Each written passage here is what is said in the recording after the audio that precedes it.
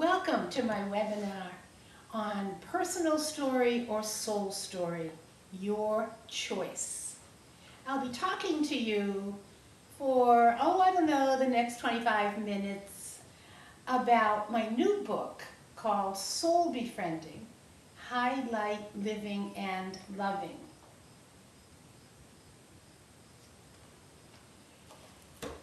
The reason I wrote this book was I do soul readings as my profession, and so I get to hang out with a person's soul, and I get to be fully aware of what agreements and commitments they've made, which would follow into their soul story.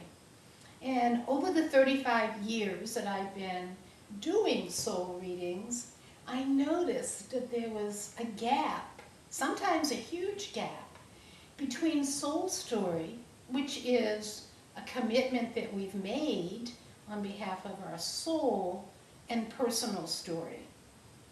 And I too have fallen into personal story at different times in my life, so I have a great deal of compassion.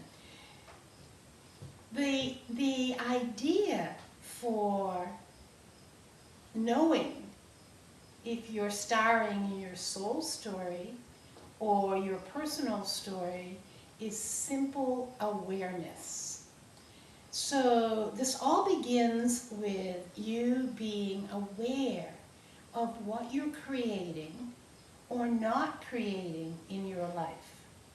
Oftentimes that means the difference between not taking responsibility, which is often the scope for personal story, or taking responsibility, which is often the background for soul story.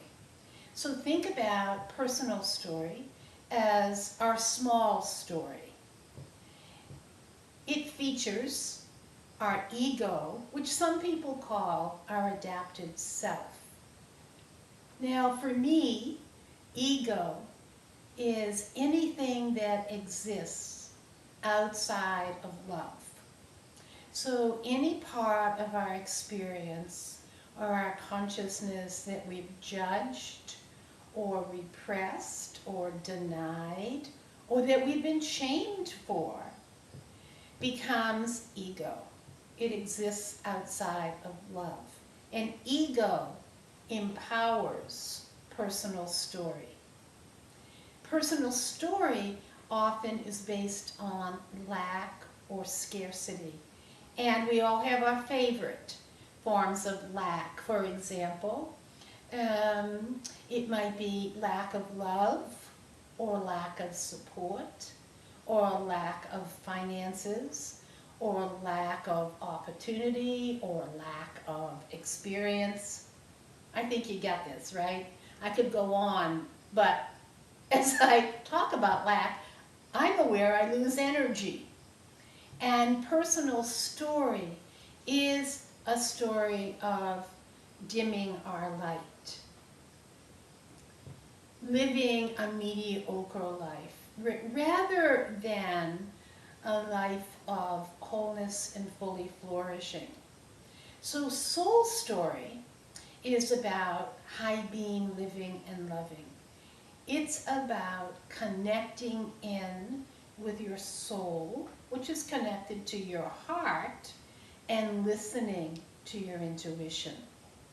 For me, intuition is silent voice of spirit. And I've spent years, actually, truth be known, decades, being a learner in how to create an irresistible energetic field to attract my guides and teachers. So for me, I do that by being aware of what brings delight and joy to me. For example, gardening is a place where I am very happy. time flies or stops. I'm not doing circle mind. I'm not thinking and making plans and making lists. I am present. I am available. And often my guides and teachers, who are stars in Soul Story, visit when I am being present. Tenting outside at night and being in this yummy, delicious place of adoration and humility as I am beholding the beauty that surrounds me is another way that I can create a sense of irresistibility that connects me in with Soul Story. So you don't have to actually be there doing it. You can remember times of radiance, and that will help you move into Soul Story. So think of Soul Story as the big picture, you being an empty tube, so that guides and teachers and God can communicate with you. Soul Story is the place of co-creation, meaning you collaborate consciously with guides, teachers, God. I call it cosmic collaboration. It's always a mystery. And if we are attuned to Soul Story, our soul will always invite, and if we don't listen to the invitation, insist that we become bigger than we're comfortable with.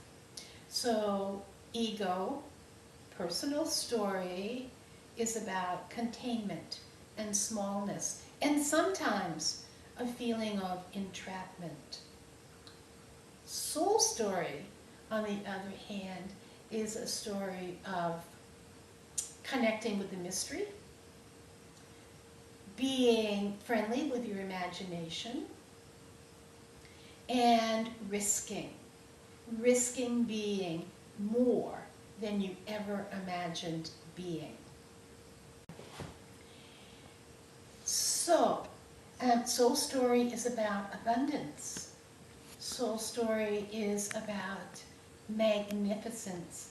Soul Story is about showing up, which is very different than showing off.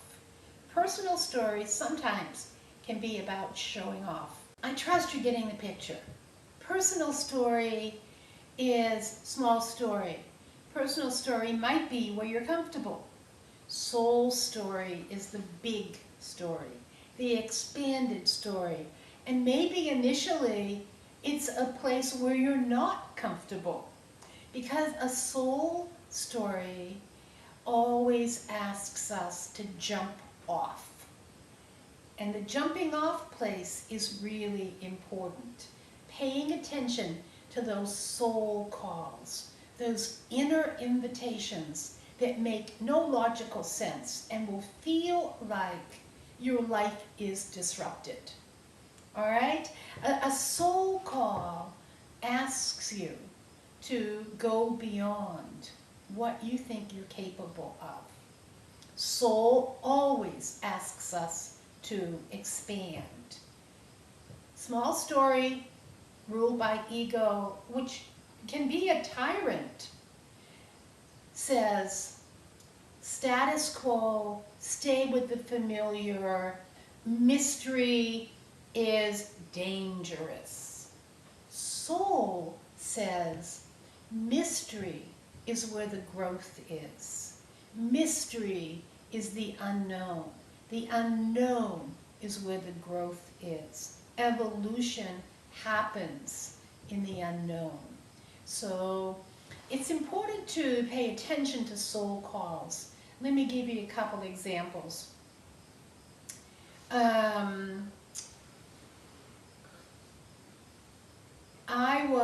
I received a soul call to move from Maine to New Mexico when my daughter was starting her senior year in high school. She was not happy. I was a little afraid because I had a yummy community of friends in Maine. I had a practice. I was a psychotherapist, thriving practice, and suddenly this irresistible urge that made no sense um, kept interrupting my dreams. Books in the library would fall off on my big toe, and they're open to a page in New Mexico. Somebody would mention New Mexico, and it just happened more than I could even, um, uh, more than I could say, oh, this is a coincidence. You know, when it happens 6 or 7 times, that just doesn't hold weight anymore.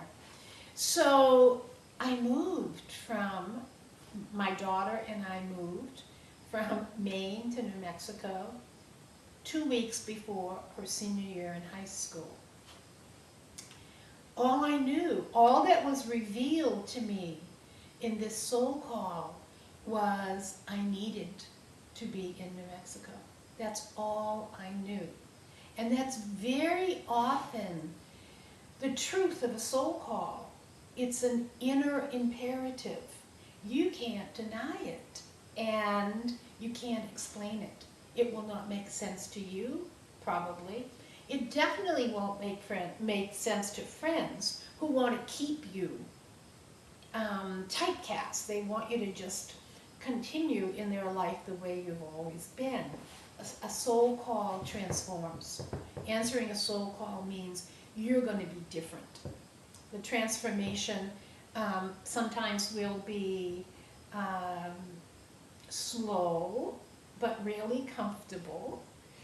And the more you take action, the more you align with the soul call, the more is revealed.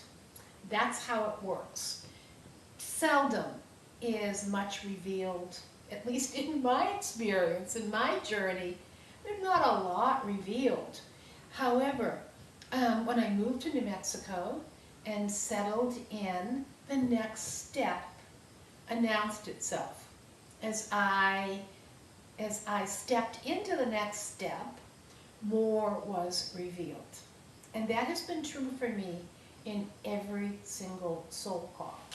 So here's another example. My most recent soul call was to camp out. I'm not a camper. I've camped out maybe 4 times in my life, and I always camped out because it was easier than having an argument with whoever I was with at the time. And so I knew this was a soul call. I know my life is easier when I say yes to soul calls. So I bought a tent and a yellow satin polka dotted sleeping bag because I wanted to do this my way. And I pitched my tent, and the first couple of nights it was scary, being under the night sky, away from everyone, in the woods. Was scary. It felt a little less ambitious than a vision quest because I didn't have to do a sweat and fast, but there I was, and I had no idea why. And that sometimes is the most difficult part of a soul call. Our ego wants to know why. Our ego wants the answers. Our egos wants the comfort. A soul call offers none of those. A soul call simply says, risk, trust, surrender. And when you think you've done a really good job at risk, trust, surrender, then it gets deeper. It's deeper risking, deeper trusting, deeper surrendering, and eventually some reclaiming. So naming and claiming are parts of soul story and soul call. All I know now, and I've been camping out now 7 weeks 49 nights. Uh, it is that I am enraptured with the night sky, with the animals, with the different smells of the earth at different times of the night, with the fact that it's lighter outside at night than it is in my bedroom. My bedroom is darker than night is. It, it's amazing. And what I know 7 weeks into this most recent soul call, it is that for me, it's about embodying adoration and humility. I can't even tell you what I mean by that because I haven't lived into it. And a soul call invites us to live into it. And trying to name it before I've lived into it, it doesn't work. Ego wants me to name. Soul says embody, enjoy, and so I'm enjoying. Now, there's a place in the book. I've divided soul befriending into 3 parts. First part is all personal story. How you get into personal story, how you get entrenched in personal story, beliefs that keep you in personal story, and paying attention to the energy of personal story, which is usually dimming. Second part of the book is about bridging, and the bridging part of the book I think is really fascinating because we edge walk. We often have one foot in personal story and one foot may be poised to be in soul story, and we're not sure. We're not sure how to maneuver into this area of soul story. So the second part of soul befriending, it is about looking at ways to step out of personal story and get one foot, the other foot, in soul story. Bridging techniques. So these are ways to move out of small, contained, how you've been told you are, and how the world's supposed to be, which is limited, and then move into who you came here to be, your unique self, your authentic self. So included in bridging is intuition, listening to your intuition, acting on your intuition, befriending your intuition. Intuition is a relationship that you have with your essence self, with your soul self. So a relationship takes time to develop and trust. But know that your relationship with your intuition is reciprocal. So oftentimes people will say, you know, I just had an intuition, and it's like this blink truth or this laser dart that comes and you just are aware of something. What I know from being a cosmic catalyst for 35 years now, it is that intuition is reciprocal. We can ask our intuition for guidance and revelation, and that will happen. So intuition is a bridging technique to move you out of soul story, to move you into soul story, out of personal story. Meditation is also a technique. Meditation basically is a way to center into stillness, into silence. Silence is oxygen for the soul. When we invest in solitude and silence, it's like an invitation for soul to speak into our consciousness. So meditation will open us and center us. Forgiveness is another bridging technique. Sometimes that involves forgiveness of ourselves. Sometimes that involves forgiveness of other. Forgiveness frees. It frees us from the tyranny of holding a grudge, convincing ourselves that we know what's best, and moving us into a space of freedom. So forgiveness is important. Self-love is another bridging technique. I believe self-love is a skill, and I believe that that we as adults have an obligation to model self-love to everyone around us. I'm a grandmother, and I model self-love all the time, because self-love is the opposite of guilt and shame and diminishment. So again, self-love is about showing up, not showing off.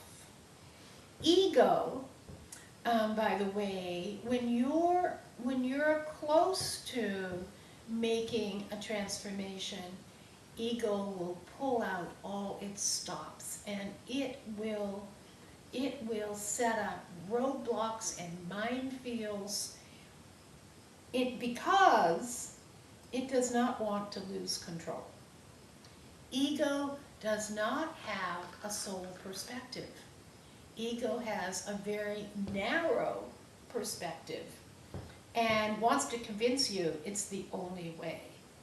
So you can monitor how big your jumping off space is by how tyrannical your ego becomes.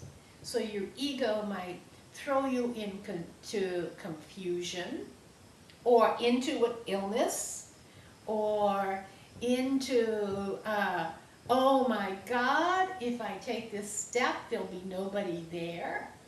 Or it's an oh my God place. Ego will do an oh my God place, guaranteed. It does not mean you're doing anything wrong.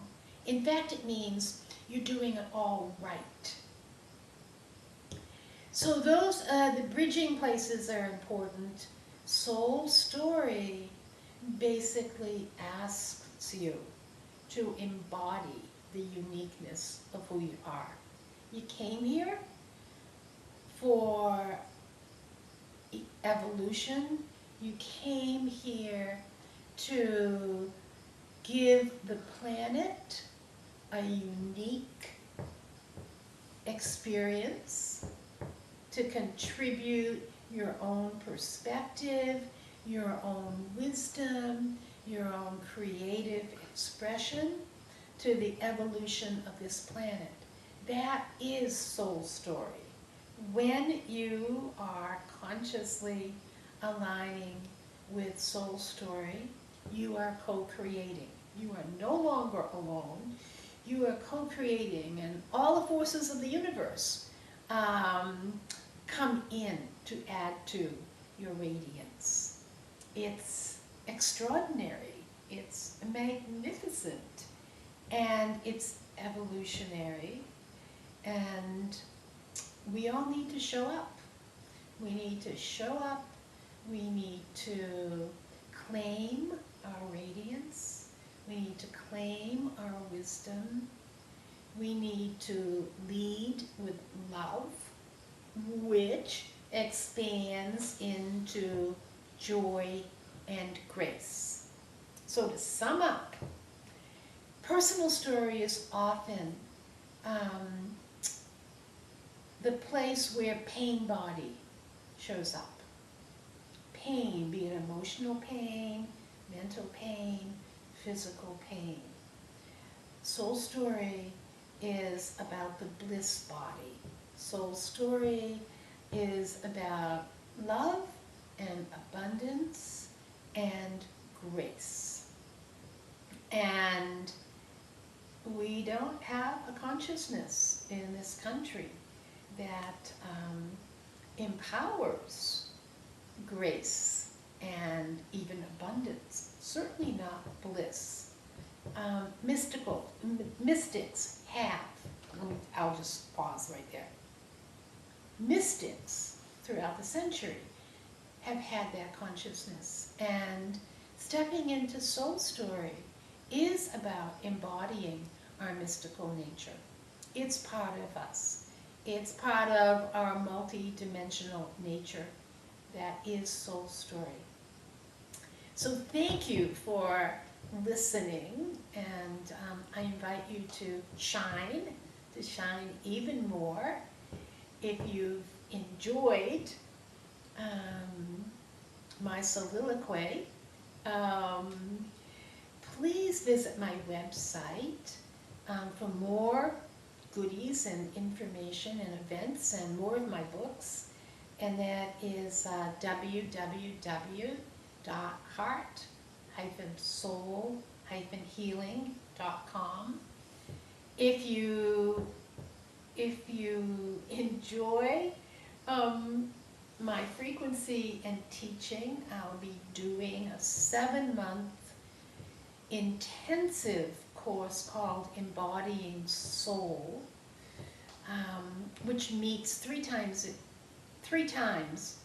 in person during those 7 months.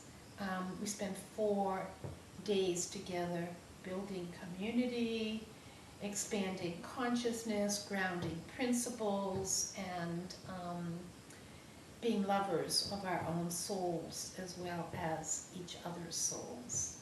So if working with me is a soul call, get in touch with me. I'm here. Thank you.